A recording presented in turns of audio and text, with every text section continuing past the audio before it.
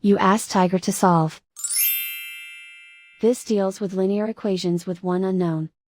The final result is j equals 29. Let's solve it step by step.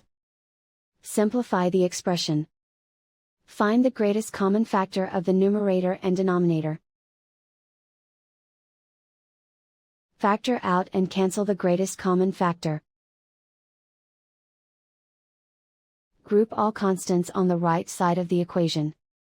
Add 75 to both sides. Simplify the arithmetic.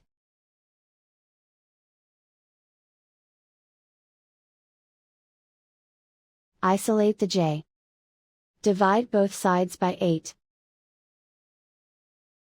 Simplify the fraction.